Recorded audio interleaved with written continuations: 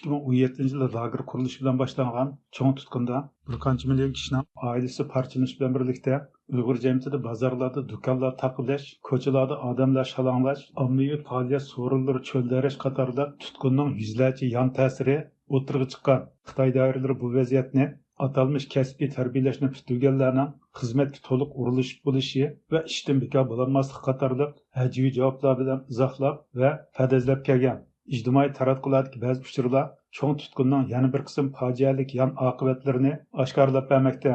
Facebook qo'llanuvchilaridan Abdushukur Abdulazizning to'r betida xabar qilinishicha, yaqinqi oylardan beri Uyg'ur elidagi Xitoy ko'chmanlari yer setish e'lonlarini orqa-orqada bozorga solmoqda. 抖音西梅和乡里套种100亩出售，在一杆旗。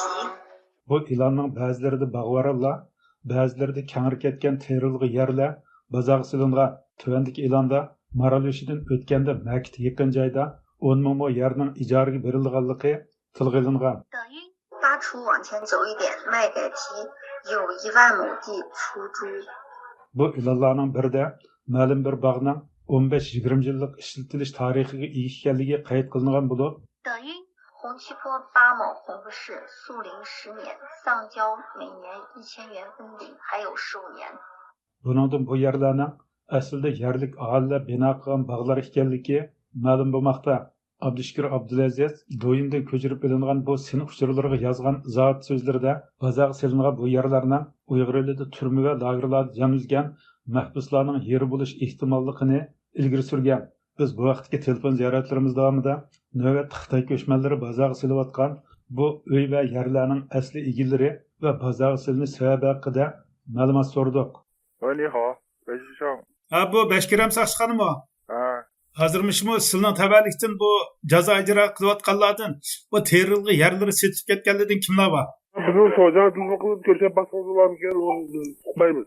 Siz undaqda yig'inliq sizlar qatnashmaysizlar, shundaqmi? Men so'rab, yana 5 o'nmin tekin telefon qilaman, 5 so'rab baqay. Ya bo'ldimsa shu so'rab baqing, shu qandaq odamlarniki setilyapti, qandaq shart bilan setilyapti, bu oilasiga qandaq tushundirilyapti bu setish. So'ucanın numarını bilemsiz. Deb biringa so'janing numerini. Qancha?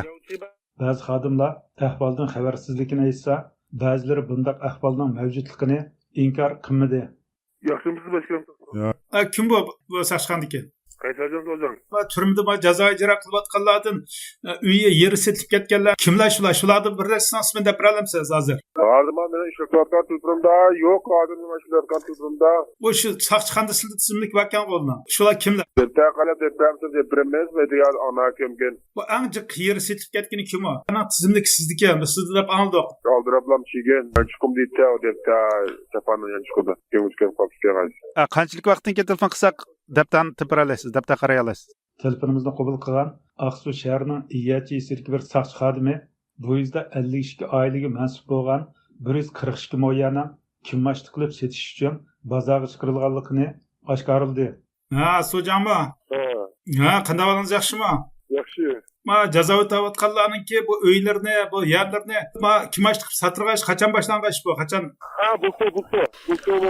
Siz ham shu yerni boshqaramidi, idora qilamidi, shuning uchun setyapti deyilganmi shu? Ya'niki umum ko'lami qancha yozadi? 142 moya. Bu qancha oylik tava ya bu?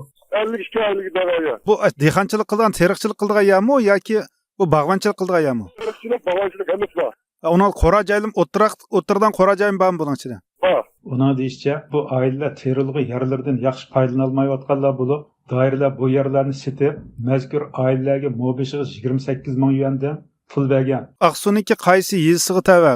Aksu şehri icaçı sayılıp icaçı falan. Aksu şehri içindeler. Bu yerni setayotgan chaqda yerning egillariga sirtda oilasi o'qqasa qanchadan beryapsizlar pul? Qanchadan berdinglar? 28 göz. Uning ham deyishicha, Iyachi'da egisiz yerlarni yig'ib olish ishi 2019 yili, ya'ni lager tutqundan 2 yil keyin boshlangan. Bu ish yerni tatib oldigan ishmi shu? Qachon boshlandi? Masalan, jazo o'tayotganlarniki sirtda yerni foydalanmaganlik uchun bu yerni tatib oldigan ilib oldigan ish qachon boshlandi? Hazır 5 yıl oldu. 5 yil bo'ldimi? 2019 mi? 2019 ya. 19 ya.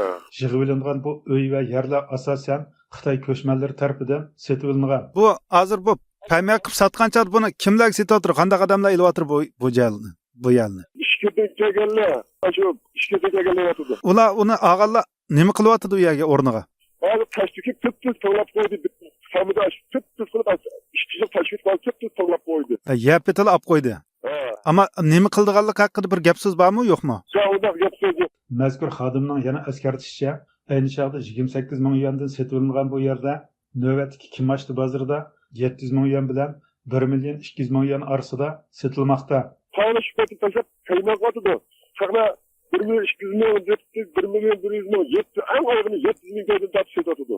Mo'sini, shunaqmi? Ha. Ang azini-chi? En ağızını 700 milyon, 1 milyon 200 milyon, birinci yer geldik. Mazkur soqchi xodimi hukumatning yer davlatning turuqliq aholilarga bu sotilgan yerlardan pul ayirib berayotganligi va markazning siyosatining yaxshi ekanligini ta'kidlagan bo'lsa-mu, bu setib etilgan 142 milliarning bir qismining lager va turmalarda jon uzgan 14 kishiga oid ekanligini, qag'ayalarning lagerlar sababli emgak kuchida ayrilib qolgan yerlik aholilarga mansub ekanligini yushramadi. Yerini boshqaramagan, yadim foydalanmagan degan shu bu emgak kuchlari shu jazo o'tayotganlar, tarbiyalanayotganlar shunaqmi? Bu yer tatib olganlarning ichida turma to'yib ketganlarning qanchasi bor? Shu 14 kishi tava, ya'niki bu qiymat qanchalik bo'ldi, qancha pul sotganlar, qancha yerdi? Söz kırmızı çıkardı emnisi. Söz kırmızı ya.